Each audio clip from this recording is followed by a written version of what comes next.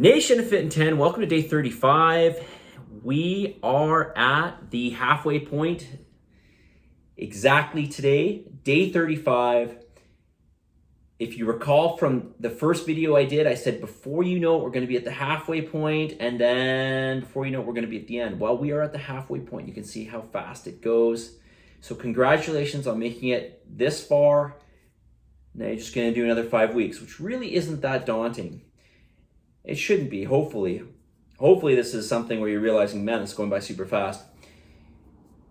And speaking of the feeling of dauntedness, if that's a word or an adjective, if you happen to feel anxious about coming to do classes, whether it's online or in person, the first step is just showing up. And I know that sounds trite, but it's so true. And don't think beyond that. Just be like, okay, I'm going to go to class tomorrow and I'm going to do it. Don't think of it as anything bigger than that. If you look back on the classes that you're doing, that you've done, I think you'll see that they're really not a big deal, right? I mean, yeah, some of the classes are hard, but remember this, just give it what you can that day, okay? Now, obviously we're going to push you and everything, but if whatever, physically or maybe emotionally, mentally, you're not feeling 100% that day, then come on in, give it whatever, an 8 out of 10 or a 7 out of 10 or whatever, maybe 6 out of 10. Showing up, as much as just showing up on its own is, in and of itself, isn't going to do anything, it leads to that next step, and that next step, of course, is doing. But don't think beyond that, okay? Don't build it up to be something bigger than what it is. Even a 6 or 7 out of 10 on a workout, especially when you're doing regular workouts over time, is okay, all right? Okay, more questions here. So this person writes, I think I actually gained, this is before our second scan, by the way. This person wrote, I think I actually gained some weight, like half a kilo to 1 kilo, even though I exercised and eating less than the calorie goals. Not sure if that's normal. So again, weight, we've been through this. I did a video, I don't know how long ago, maybe a week ago or thereabouts, all the things that can affect your weight. Okay, so now listen, if we lose 10 or 15 pounds of body fat, okay, we're gonna see that in weight. But when we've lost 2, 3, 4 pounds, well, actually that's not always the case, because I gave you an example a couple days ago about somebody. But generally speaking, if you're not an overly large human being, if you, like I said, if you lose a decent amount of fat, 7, 8, 9 pounds, 10 pounds of fat, you're gonna see this reflected in your weight. Okay, if you've lost 2 or 3 or 4 or 5 pounds of fat, sometimes we don't see that. All right, or sometimes it's like there'll be a slight change in your weight, like maybe 1 or 2 pounds by the time your scan rolls around, but you ended up losing 5 pounds of fat. And I see this time and time again.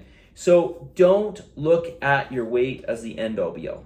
It's not. It doesn't reflect everything that's going on. And I will tell you that when you start this program, especially with the way that you're eating and with the weight training, the resistance-based training, you will hold more water in the muscle. And this is a good thing. You may think it's a bad thing because your weight's still up, but remember, at the end of the day, we only care, ultimately, I mean, we care about weight in regards to our health, but ultimately what we're talking about here is we're talking about the loss of body fat.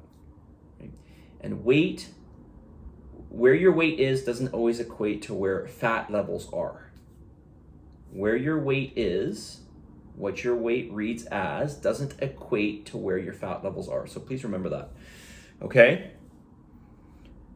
Lean mass, having more of it, is something that you may not realize this, but it is, I'm telling you, it is something you want. It is something you want, especially if you're trying to keep fat off. Can you tell me how gym memberships work post Fitin10? I want to continue to attend.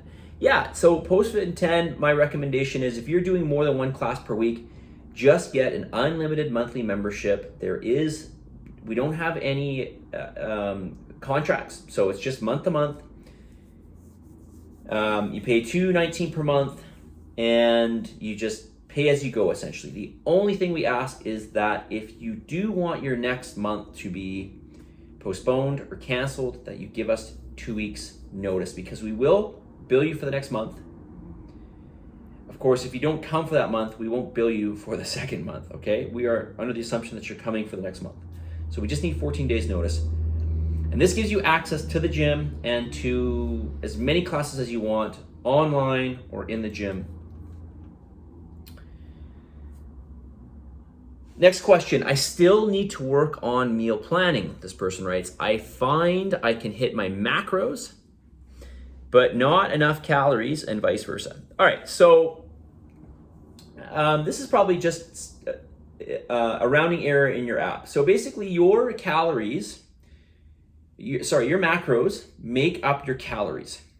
So if you do the math on your macros, all your macros will equal your calories. All right, so for every gram of protein, that's 4 calories. For every gram of carbohydrate, it's 4 calories on average. For every gram of fat on average, it's 9 calories. So you can, if you just multiply that out with your macros, you'll see you get your calories. Now, in your app, if you match your macros, but you see that the calories don't add up, this is probably a rounding error in your app. So you enter in a food, and for some reason, it calculates whatever, 8 grams of protein, but it rounds the calories up or down. Okay, this is typically what happens. So more than likely, this is what it is. Okay, but it shouldn't be wildly off. Like, it shouldn't be like 1,000 calories off. But this is, if it's off by 100 calories or something, 50 calories, 100 calories, that's pretty normal.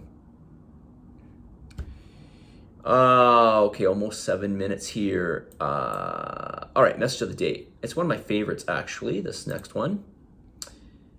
And it goes like this. Don't forget, you can start late. You can start over. You can be unsure. You can act differently. And you can try and fail. And you can try and fail, and you can try and fail, and you can try and fail, and you can try and fail. And you keep trying and failing. And after all of that, you can still succeed. All right? No, that's not the exact quote. Okay, the exact quote is this. Don't forget, you can start late, you can start over, you can be unsure, you can act differently, you can try and fail, and you can still succeed. Your past has no bearing on what you're capable in the future of, all right? So, and listen, if you look at some of the people who have invented something like the light bulb, okay? I know that's kind of a typical example. If you ask Elon Musk how many tries it took him to get, certain components of the rocket to work, or his rockets to reland, I guarantee you it took like time and time and time and time and time again. But eventually they get it, right? And this is what it's all about. This is what it's all about. One more failure added is one more step closer to where you want to be. Because it's just what's going to happen, especially with the more daunting tasks or bigger tasks or larger goals that we take on, okay? Positive energy, positive vibes, believe in yourself, and for the love of God, give some gratitude, and I'll talk to y'all tomorrow.